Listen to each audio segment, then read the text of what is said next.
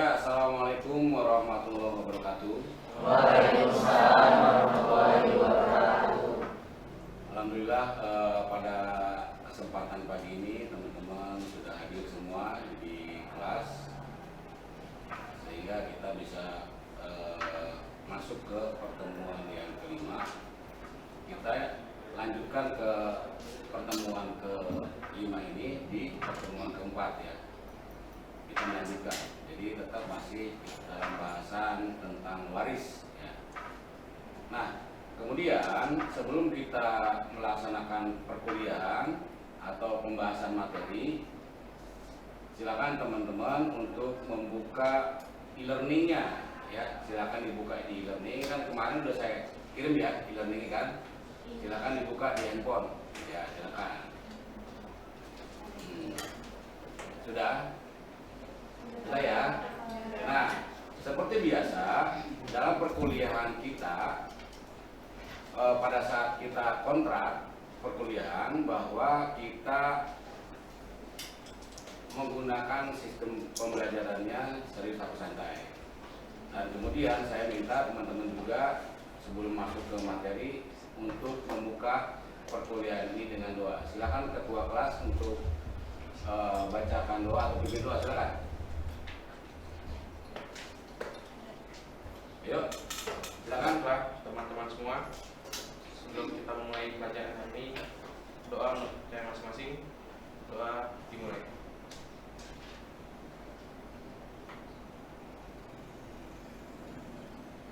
Selesai. Terima kasih.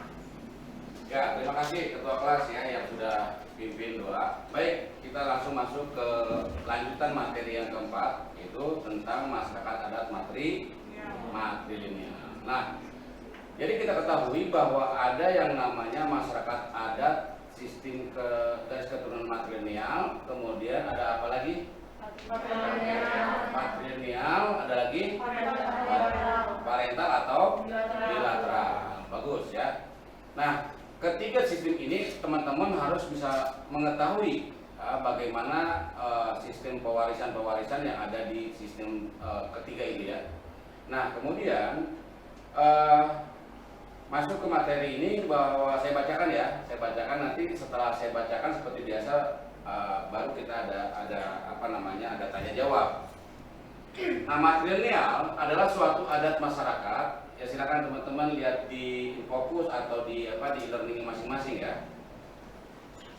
Jadi matrilineal adalah suatu adat masyarakat yang mengatur alur keturunan asal dari pihak ibu. Nah, jadi matrilineal itu adalah garis keturunan di pihak keibuan.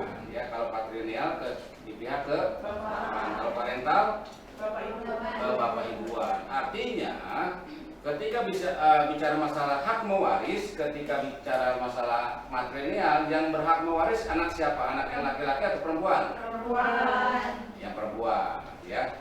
Nah gitu, jadi teman-teman tidak lupa ya dalam hal ketentuan ini, supaya teman-teman pada saat nanti menjalankan UAS, teman-teman sudah paham ya. Baik, kemudian kalau parental itu siapa yang berhak mewaris? Anak laki-laki. Nah, kalau yang parental, anak laki-laki dan anak perempuan ya. Jadi jangan lupa tuh. Baik, saya lanjutkan. Jadi yang seringkali kita samakan dengan matriarkat atau matriarki, meskipun pada dasarnya artinya berbeda.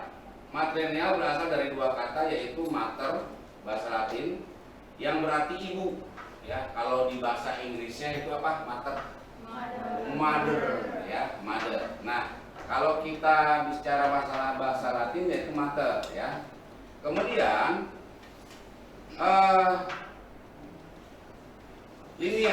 linea itu artinya garis. Kalau di bahasa Inggris apa? Line. Ya. Jadi ada dua kata ya yang kemudian disebut dengan matrilineal itu. Berarti mengikuti garis keturunan yang ditarik dari pihak ibu, karena kita bahas tentang matrilineal.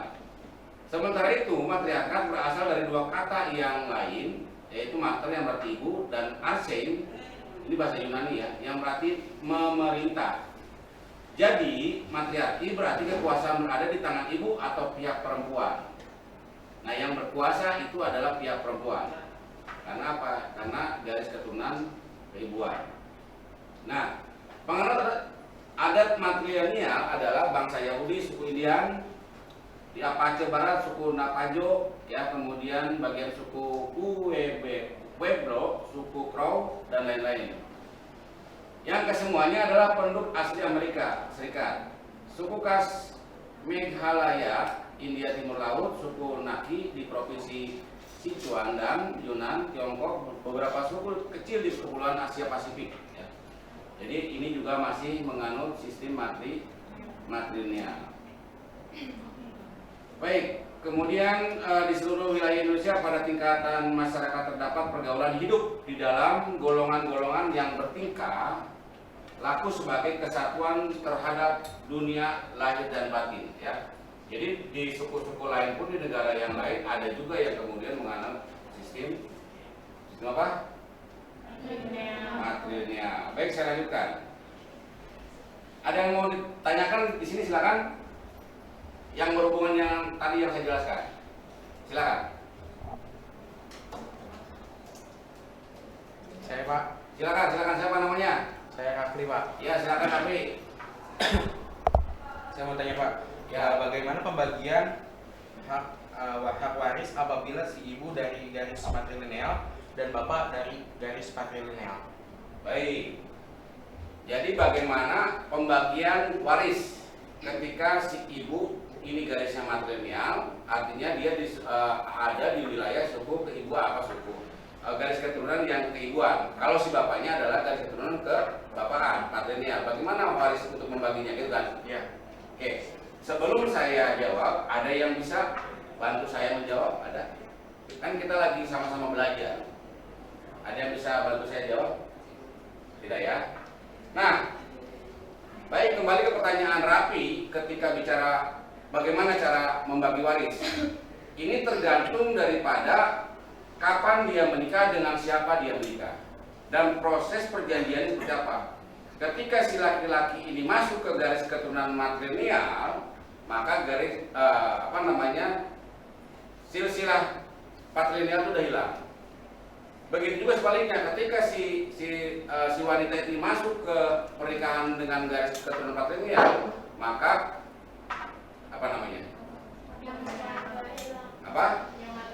jadi matrilinealnya harus ditinggalkan. Nah, berurusan dengan bagaimana cara pembagian waris, maka yang berhak mewaris ini adalah garis keturunan matrilineal, berarti si garis keturunan keibuan. Jadi si bapaknya enggak, tetap aturannya tetap ngikutin garis keturunan si ibu. Jadi gimana kata pihak perempuan? Ya, paham ya teman-teman ya? Paham. Oke, ada lagi yang mau tanyakan seputar yang tadi kita jelaskan? Kalau enggak saya lanjutkan. Gimana, lanjut? Ya, silakan. Ya, Siapa namanya? Saya Pak Yus, Pak. Ya, silakan Yus. Saya Pak. Mengenai sistem garis patrilineal. Jadi di dalam garis patrilineal itu kan seorang anak perempuan itu kan bukan ahli waris ya Pak. Nah, tapi bagaimana kalau ada kasusnya jika sepasang suami istri itu hanya memiliki satu orang? Nah, ini dia. Ya, jadi gimana caranya kalau misalkan si kedua orang tua cuma punya anak satu-satunya perempuan lagi gitu kan? Nah, bagaimana caranya? Nah, kita lihat aturan-aturan di suku adat yang lain. Kita pernah bahas tentang makta tidang raga. Pernah dengar? Pernah. Makta tidang raga. Itu adanya di mana? Makta tidang raga adanya di mana? Di Batak, Bali. Bali itu nggak jauh dari Medan, Batak. Ya. Jadi nggak ada yang salah, tenang ya teman-teman, jangan khawatir ya. Dia tetap masih Indonesia ya. Iya. Masih Nusantara Pak. Ya, jadi seperti itu. Nah, jadi kalau di makta tidang raga itu ngambil anak. Ngambil anak untuk apa tujuannya? Satu, ada yang tahu di sini makta tidang raga? Ada yang tahu nggak? Jadi tujuan makta tidang raga adalah untuk yang pertama mengurusi orang tua yang tidak punya anak laki-laki dalam hal sakitnya. Kita semakin tua semakin sehat semakin sakit? Enggak juga. Ya, yang muda juga ada yang sakit ya. Jadi dia tujuannya apa? Supaya orang tua yang sakit ini bisa diurusi sama anak laki-laki. Yang kedua tujuannya apa? Untuk mengurus harta warisan. Nah, jadi kalau misalkan bagaimana anak yang kemudian terlahir cuma satu-satunya perempuan, maka dia harus cari garis ke samping. Ngambil anak adiknya bapak kita, ngambil anak kakaknya emak kita, itu seperti itu, ya. Tujuan apa? Untuk mempertahankan harta pusaka atau harta warisan. Sehingga apa? Sehingga dia bisa menurunkan lagi ke bawah-bawahnya, ya. Paham ya? Jadi kalau misalkan nggak ada, ya coba cari untuk diangkat. Biasanya kalau di setiap daerah itu Lampung juga beda, istilahnya Kalimantan juga beda, kemudian di Bali ya kita dipakai tidak ada. Ada yang ditanya lagi? Kalau enggak saya masuk ke materi yang lain. Sudah cukup? Baik. Lanjut ya. Teman-teman kelihatan tegang banget sih, nggak cair. Ayo dong, jangan sampai kayak ini benar stres benar, kita lagi belajar sama-sama ya. Ya, Saya hanya menjelaskan apa yang pernah saya pelajari. Jadi bukannya saya pintar, bukan, tapi saya memberikan pengalaman saya. Jadi jangan tegang, cair. Ya. Baik. Nah, ini ada harta pusaka tinggi tersebut dilarang beralih dari suku yang satu ke suku yang lain. Dan pewarisannya tidak boleh terputus, melainkan turun-temurun dari mama kepada kemenakan. Ini kalau mama kemenakan ini biasanya adanya di Sumatera Barat ya, di Sumatera Barat. Kemudian menurut adat Minangkabau, nah Minangkabau adanya di mana? Sumatera Barat. Sumatera Barat alias Pak Padang. ya. Nah, yang dikatakan kemenakan itu dapat dibedakan dalam 4 macam pengertian. Yang satu, kemenakan bertali darah, artinya anak-anak dari saudara-saudara wanita menurut garis ibu. Berarti adiknya ada siapa? Adik bapak. Ibu. Ya. Ini Rapi ini terlalu terlalu semangat banget ya Rap. Iya Pak, betul. Nah ini yang saya mau ya. Jadi teman-teman harus tetap respon di dalam perkuliahan ya. Jangan berpikir salah, nggak ada yang salah. Kita namanya belajar ya. Salah itu hal yang wajar, tapi kita tetap dalam prosesnya belajar. Nah, yang kedua di sini ya. Anda boleh baca di situ ya. Kemenakan bertali adat yaitu anak-anak orang lain yang akrab ya karena telah bertetangga dalam satu payung. Satu payung itu dalam satu suku ya. Ya di Padang itu juga ada yang namanya suku Caniago ya. Ada juga suku Bagindo ya. Ada yang namanya suku banyaklah suku-suku yang ada di Padang ya. Jadi dalam satu suku ya, dia udah lama akrab. Ya. Misalkan saya nih punya istri, kemudian saya nggak punya anak, tapi ada anak yang tetangga saya ini yang hidup udah lama kenal saya. Saya sering kalau di sekolah saya kasih buat transport, ya. Kemudian kalau buat jajan saya kasih. Ketika dia punya prestasi, saya kasih reward. Karena apa? Saya anggap dia bukan anak orang lain lagi, saya anggap sebagai anak saya sendiri karena kedekatan yang sudah lama. Baik.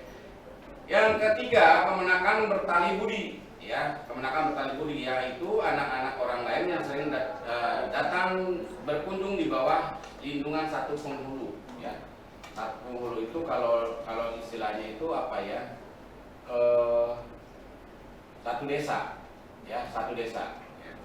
Kemudian 4, kemenakan di bawah lutui, yaitu anak-anak orang yang asalnya tidak jelas dan keturunan pembantu atau budak yang menetap sebagai anggota kerabat.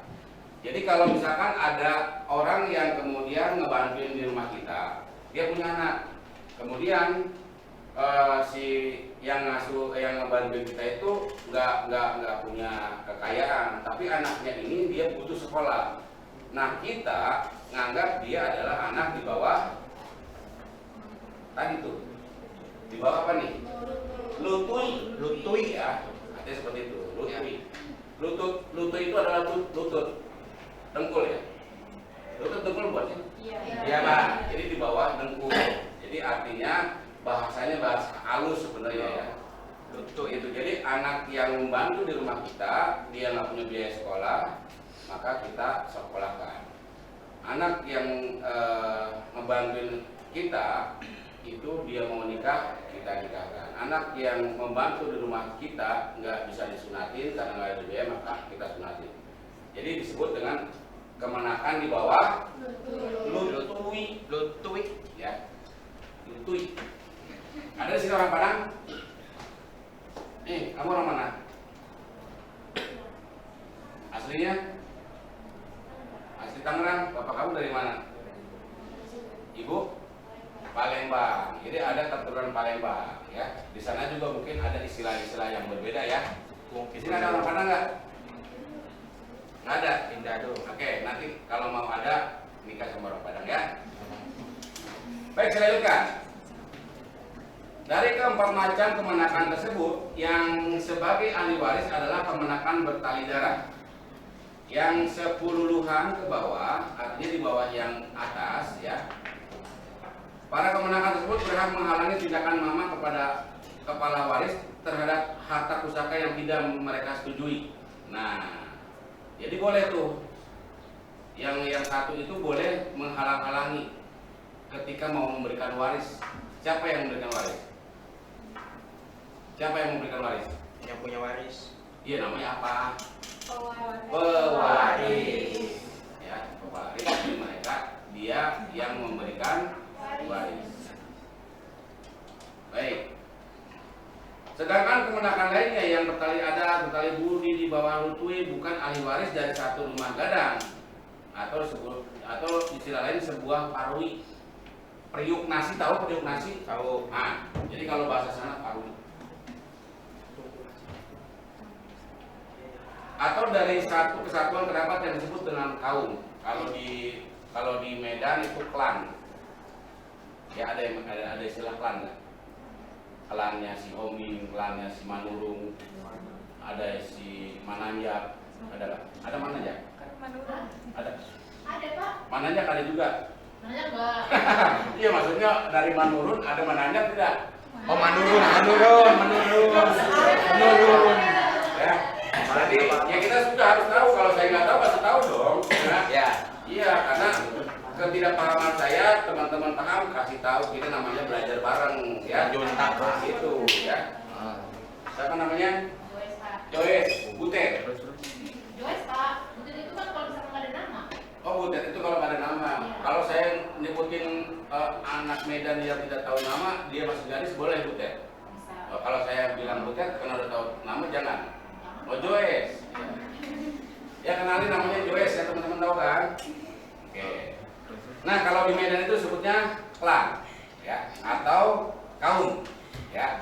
Baik, sampai di sini ada yang mau ditanyakan, silakan. Kalau enggak saya lanjutkan. Jadi dulu ya. Ya, silakan yang punya pertanyaan disimpan dulu. Nanti kita tanyakan berikutnya. Saya lanjutkan di sini. Nah, kembali kepada lanjutannya adalah masyarakat adat parental atau bilateral.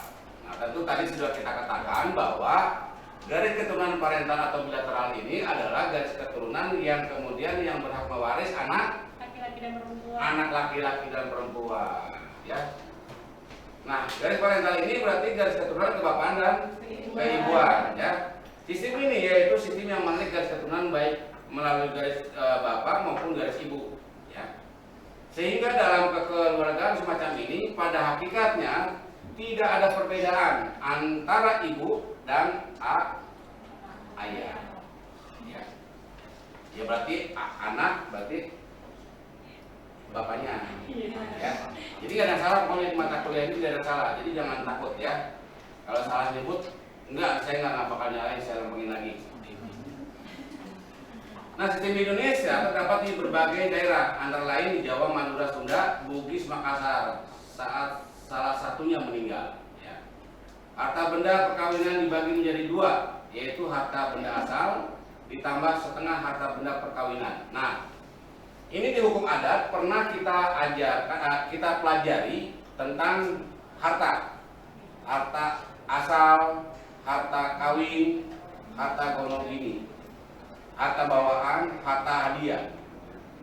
Nah, yang saya mau katakan sama teman-teman, coba ketika teman-teman masih ingat apa yang disebut dengan harta bawaan. So, silakan siapa yang mau kasih? Ya, silakan, siapa namanya? Suci. Apa harta bawaan Suci? Harta bawaan itu harta yang dimiliki sebelum dia menikah, Pak. Ya, jadi harta bawaan itu adalah harta yang dimiliki sebelum dia menikah.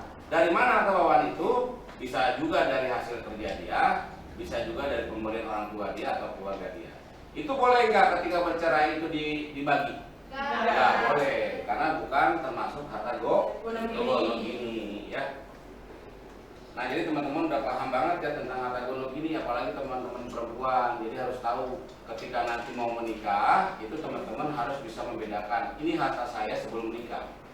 Ya, jadi jangan sampai nanti dibagi-bagi, padahal itu hasil dari payah sebelum menikah. Ya, saya punya Honda Beat sebelum menikah, ketika bercerai, ya amit-amit ya. Tapi ini tidak mungkin, tidak mungkin kalau memang sudah dikehendaki bisa menikah dan itu Honda Beatnya boleh dibagi nggak? Bagi dua? Nggak boleh. Kenapa? Tapi setengah jam setengah palanya. Iya, ya. Jadi satu joknya satu palanya. Saya berani nggak apa-apa. Nah, baik. Harta benda perkawinan ini jadi dua, yaitu harta asal ditambah setengah daripada harta perkawinan. Nah, harta perkawinan berarti harta yang didapat pada saat kita menikah.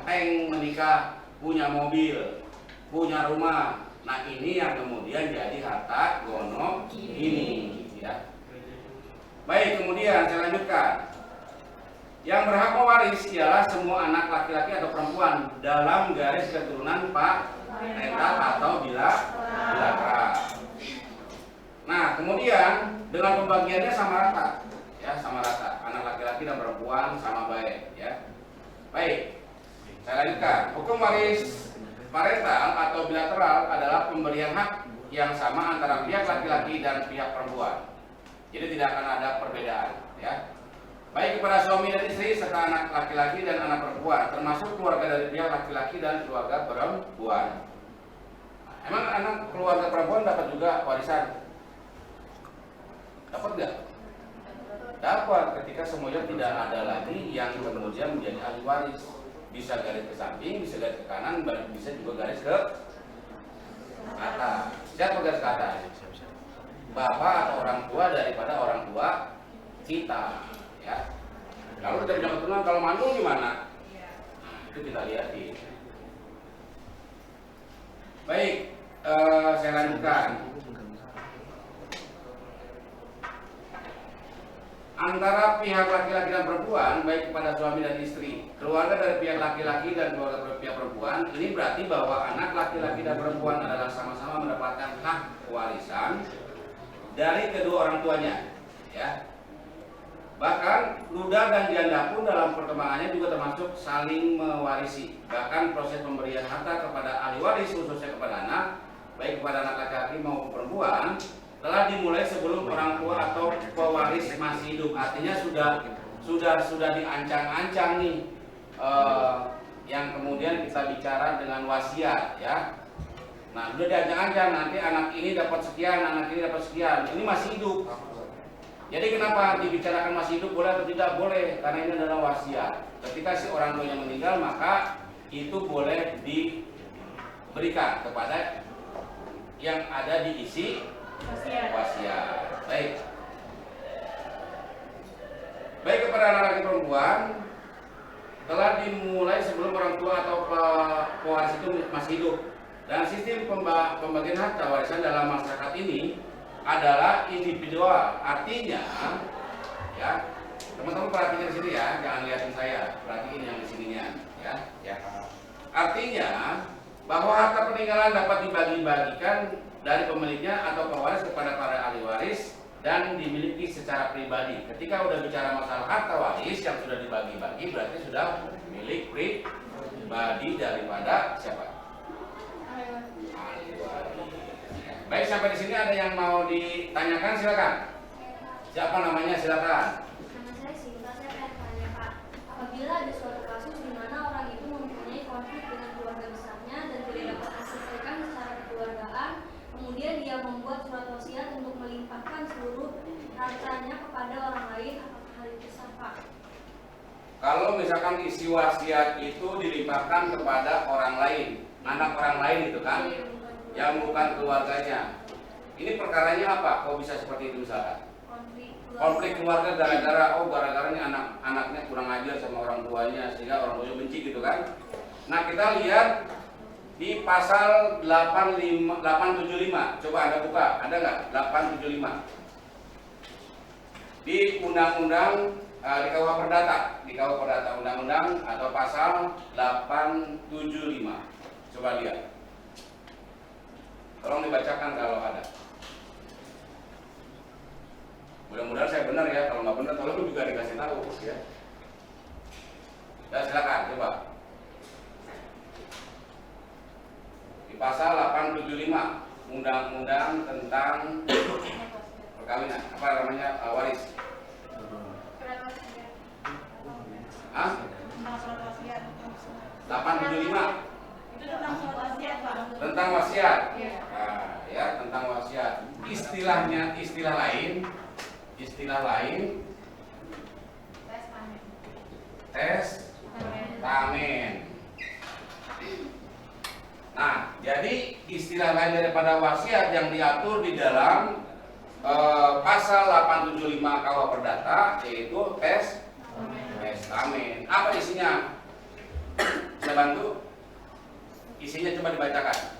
Surat wasiat atau testamen adalah sebuah akta berisi pernyataan seseorang tentang apa yang dikehendakinya terjadi setelah ia meninggal yang dapat dicabut kembali olehnya. Nah, jadi kalau misalkan ternyata di isi wasiat itu mau ngasihin sama anak yang bukan anak kandungnya, itu boleh-boleh saja.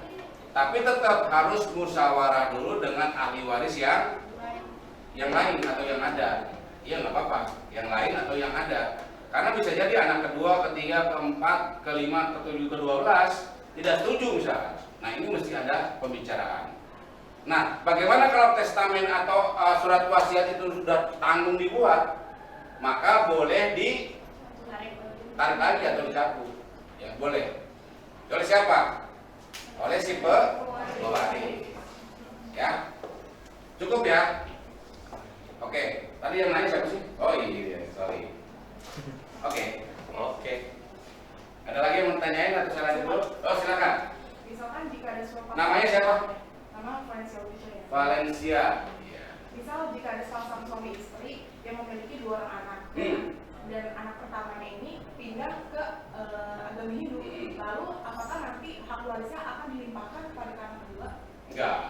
Ya, bagaimana kalau misalkan nih si suami istri punya anak nih dua-duanya gitu ya. Yang anak satu ini pindah nih ke agama yang lain. Kita nggak sebut agama apa ya. Pindah ke agama lain misalkan. Bagaimana hak warisnya itu boleh dikasih langsung ke anak kedua atau tetap dikasih? Tetap dikasihkan kepada anak pertama. Ya. Nah, kemudian karena alasan apa itu tetap dikasihkan? Karena dia masih disebut dengan satu darah keturunan. Jadi tetap harus dikasihkan. Mau ke agama apa dia pindah, tetap yang namanya status ahli waris tetap harus dikasih kepada anak. Walaupun dia sudah beda agama. Ada lagi? Oke, saya lanjut ya. Saya lanjut boleh?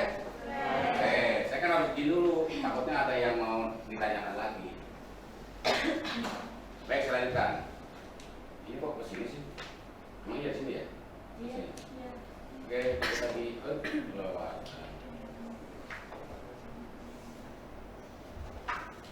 Nah, kita lihat macam-macam makna dan kedudukan. Ya. Hukum waris adat di Indonesia tidak lepas dari pengaruh susunan masyarakat kekerabatannya yang berbeda. Ya.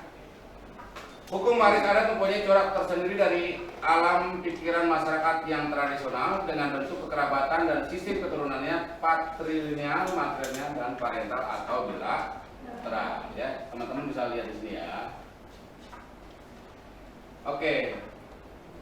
Pada bentuk kekerabatan yang sama belum tentu berlaku sistem pewarisan yang sama. Hukum adat merupakan suatu kebiasaan perilaku yang dilakukan seseorang secara terus-menerus dengan keyakinan. Nah, kenapa kemudian di hukum adat dalam jurisprudensi mata kuliah kita kali ini itu ada hubungannya dengan adat? Ada hubungannya dengan adat? Ada, ya. Coba saya mau nanya nih sama teman-teman. Yang kemudian disebut dengan pengertian adat itu apa sih adat? Hal yang dilakukan terus-menerus dari nenek moyang dan menjadi kebiasaan. Apa? Hal yang kebiasaan yang dilakukan terus-menerus Nah, dari nenek moyang dan dilakukan sampai sekarang. ya, itu namanya adat, ya. Jadi adat itu sesuatu yang dilakukan turun-temurun, ya, dan sudah berlangsung lama sehingga diikuti oleh generasi-generasi berikutnya dan itu dianggap sebagai hukum, ya. Nah, jadi hukum adat itu seperti itu ya, teman-teman ya. Jadi teman-teman sudah tahu, paham tentang apa itu adat, ya. Baik, pada bentuk kerabatan yang sama belum tentu berlaku sistem pewarisan yang sama. Saya lanjutkan. Hukum adat adalah suatu kompleks norma-norma yang bersumber pada perasaan keadilan rakyat selalu berkembang serta meliputi peraturan-peraturan tingkah laku manusia dalam kehidupan sehari-hari dalam masyarakat. Sebagai besar tidak tertulis, senantiasa ditaati dan dihormati oleh rakyat. Yang tadi tuh, yang dilakukan secara turun-temurun, ya, itu tidak tertulis, tapi dia ngikutin daripada kebiasaan orang tua terdahulu, ya. Baik. Sebagai besar tidak tertulis sementara ditaati dan dihormati oleh rakyat karena mempunyai akibat hukum.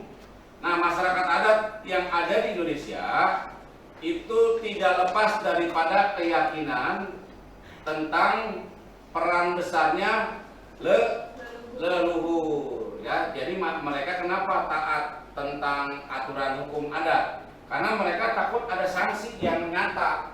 Ya, biasanya di masyarakat adat itu khususnya nih ya di Minangkabau. Di Minangkabau, di Padang, di Pariaman, di tempat saya, ya, itu ada yang namanya sungai mengalir, ikannya banyak banget. Ikannya banyak banget. Dan di sana itu tidak boleh diambil sebelum bulan Mulut. Dan kalau diambil maka perutnya buncit. Tahu buncit? Apa buncit? Maju ke depan alias gendut. Tiba-tiba gendut. Nah, kemudian mati. Nah, sebenarnya ini adalah apa? Ini adalah kearifan lokal dari orang-orang tua dulu supaya apa? Supaya ikan itu tidak kemudian main ambil-ambil tanpa ada proses yang baik. Yang kecil dibabat, yang gede disikat, habis generasinya nggak ada. Setelah habis siapa kemudian yang mau ngisi aliran itu? Kan nggak ada kan?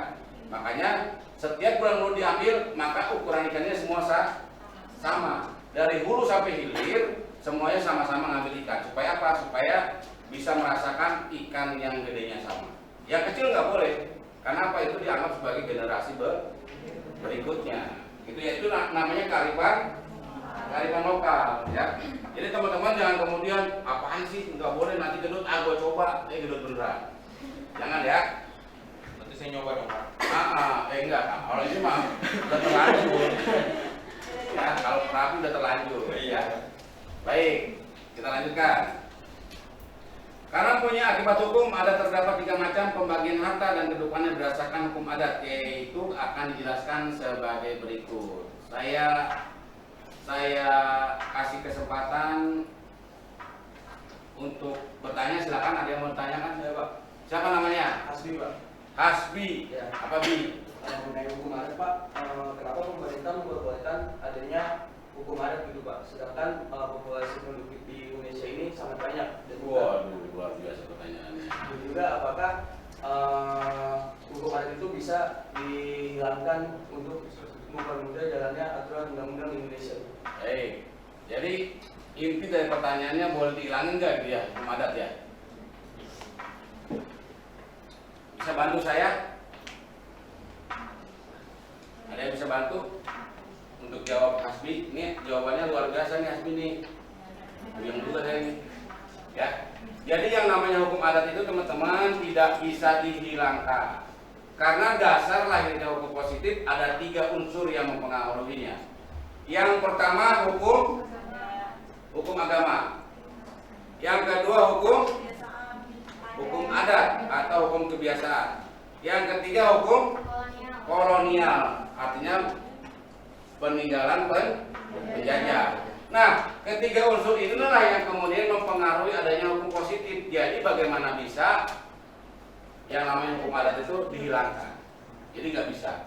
Karena masyarakat Indonesia masyarakat adat sebelum lahirnya hukum positif itu sudah bermain di hukum adat, sudah melaksanakan hukum adat. Tanpa ada hukum adat mungkin tidak akan ada yang namanya hutan-hutan yang sekarang kita lihat.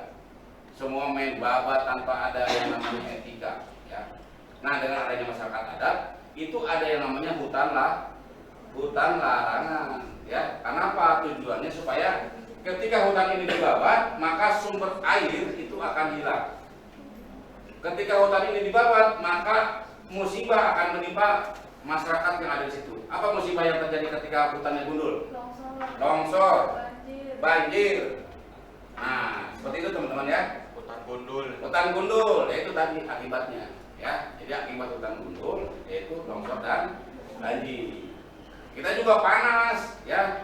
Kita sebagai manusia itu pasti nggak akan kuat untuk selalu menerima teriknya matahari secara langsung. Makanya adanya hutan, ketiup anginnya panas itu oleh angin sehingga kita bisa segar. Jadi Hasbi, hukum adat nggak bisa dihilangkan dari hukum positif, ya, karena dasarnya dari situ terciptanya hukum positif. Oke Hasbi ya. Baik, saya lanjut. Ada lagi yang mau tanyakan? Kalau tidak saya lanjut. Lanjut ya. Oke, saya lanjutkan.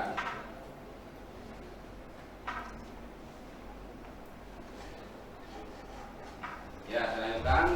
Ahli waris parental atau bilateral pada dasarnya dalam masyarakat yang bersifat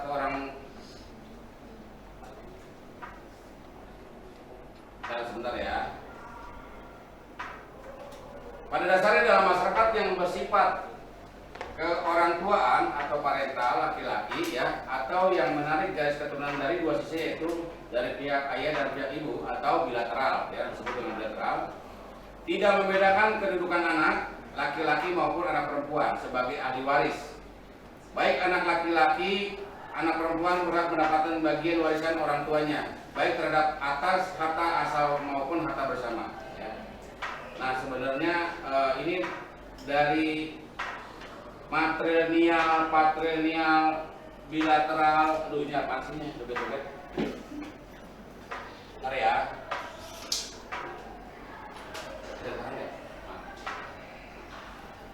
Ya, baik dari keturunan parental, bilateral, parental, matrilineal, patrilineal dan parental atau bilateral ini nggak jauh berbeda sebenarnya teman-teman ya.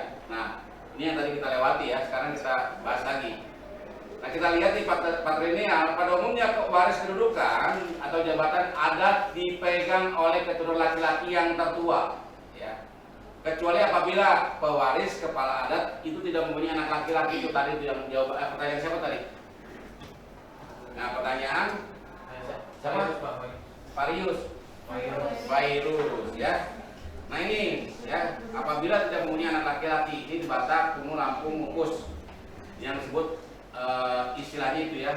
Kalau di Batak Kumu ambil laki-laki, anak laki-laki ya. Kalau di Lampung Mungkus. Maka kedudukan kepada adat dapat diwarisi oleh penggantinya dari keturunan yang kedua. Yang kedua itu yang kemudian setelah dia diambil ya. Dia diambil bukan begitu betot bukan ya. Tapi ada proses pengambilannya ya.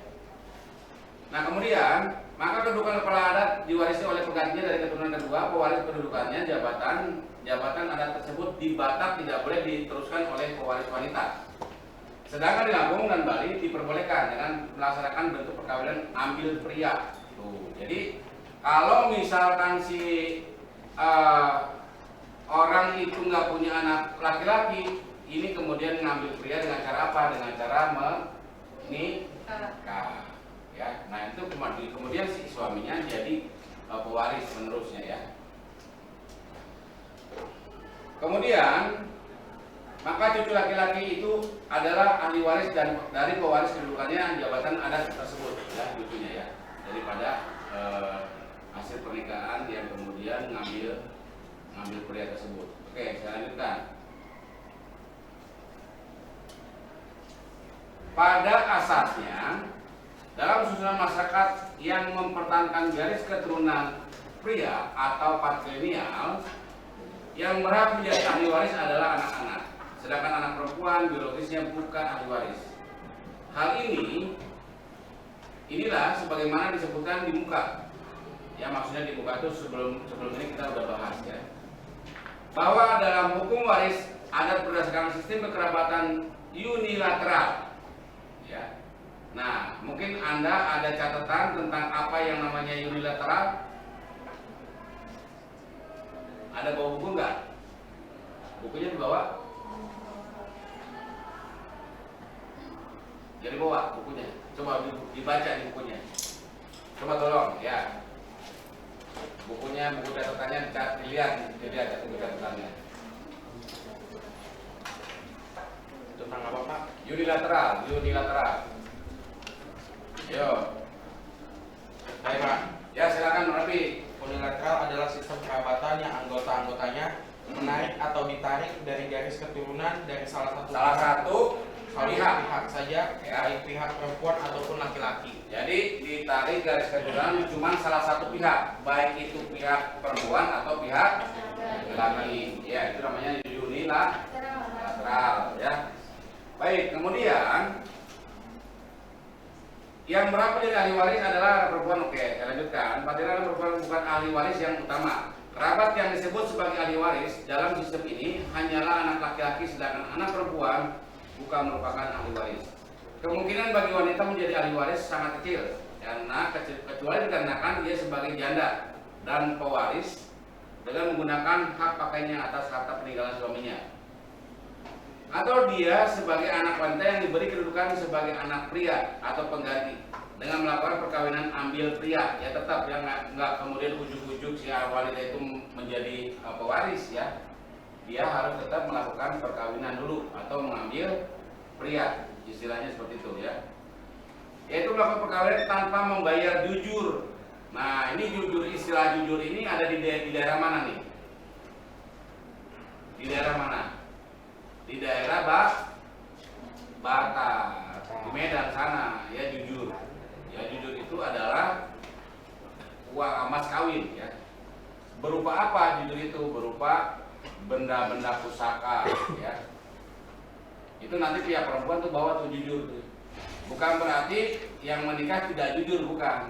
Istilah jujur itu adalah benda-benda untuk menjadi mas kawin, ya, benda-benda pusaka. Nah, ketika benda pusaka itu dibawa, itu ada kemudian pihak dari pihak laki-laki mencoba, betul nggak dia punya tua atau tua, punya kelebihan, ya, punya kemampuan di dalam spiritual. Karena apa? Dari tadi kita sudah bahas bahwa yang namanya masyarakat adat itu tidak akan terlepas daripada unsur atau hubungan leluhur. Ya, baik, lanjutkan. Yaitu melakukan perkawinan tanpa pembayaran jujur dari pihak pria, di mana pihak laki-laki yang meminang sekaligus menikahi wanita tanpa membayar jujur, dan pihak-pihak laki-laki ini justru masuk ke dalam klan, klan, CLAN tulisannya ya, klan atau kerabat pihak wanita dan laki-laki ini jadi menantu sekaligus anak angkat dari mertuanya. Dari kerabat pihak wanita diharapkan anaknya nanti, khususnya apabila laki-laki, akan menjadi penerus atau pewaris utama dari kerabat pihak istrinya. Ya. Jadi diharapkan ambil pria, kemudian setelah dia mempunyai anak diharapkan laki-laki anaknya, karena apa? Dianggap sebagai penerus daripada waris. Baik, saya lanjutkan. Tadi ini udah kita bahas yang ini udah ya. Sudah ya? Ya Pak. Sudah. Oh ini belum, sedikit lagi. Nah pada dasarnya dalam masyarakat yang bersifat keorangtuaan atau parental, ini garis keturunan kebapaan ya, atau yang menaikkan keturunan dari dua sisi, yaitu pihak ayah dan pihak ibu. Nah kalau pihak ibu ini kedua-duanya antara laki-laki dan perempuan disebut bilateral ya. Tidak membedakan kedudukan anak laki-laki maupun anak perempuan sebagai ahli waris. Ya, semuanya mendapat waris. Baik anak laki-laki, anak perempuan berhak mendapatkan bagian warisan orang tuanya baik terhadap harta asal maupun harta bersama. Ya. Jadi ahli waris itu mendapatkan warisan baik itu harta asal ataupun harta bersama. Ya. Boleh dapat daripada itu semua. Ya. Kecenderungan sifat pewarisan parental adalah melaksanakan sistem individual, di mana harta warisan itu dibagi-bagi pemilikannya secara perseorangan kepada para ahli warisnya. Siapa ahli warisnya? Siapa? Anak-anaknya ya. Sistem pewarisan parental atau bilateral ini yang banyak dianut oleh bangsa Indonesia seperti berlaku di Jawa dan Madura, Kalimantan, Sulawesi, Aceh, dan belakangan ini banyak pula dilaksanakan oleh keluarga-keluarga modern yang berlatar belakang kemasyarakatan unilateral atau patrilineal atau matrilineal. Tadi sudah dibahas tentang unilateral oleh siapa? Rapi ya. Baik, sampai di sini ada yang mau ditanyakan atau ada yang mau kita bahas? Cukup Pak. Tidak ada? Ya lanjut ya. Boleh dilanjut? Boleh? Boleh, ya. Ya, jadi untuk pertemuan kita kali ini materinya sudah habis kita bahas. Siapa tahu nanti teman-teman ada yang mau dipertanyakan, boleh nanti ditanyakan lewat Google Classroom ya, boleh. Atau teman-teman bisa WA saya juga boleh ya, kalau ada yang mau ditanya-tanyakan. Jadi saya siap untuk menjawab apa yang Anda tanya ketika malam hari ataupun kapanpun lah. Silakan Anda bertanya aja nggak apa-apa.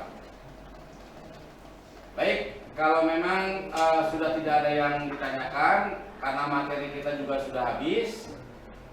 Jadi saya akan absen dulu ya teman-teman. Saya izin dulu, close dulu ininya.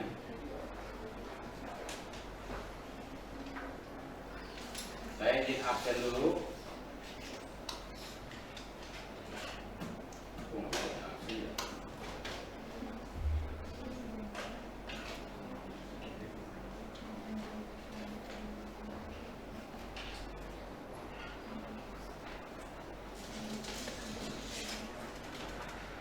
Ya mohon maaf teman-teman, ini untuk mengabsennya nggak bisa diklik ya.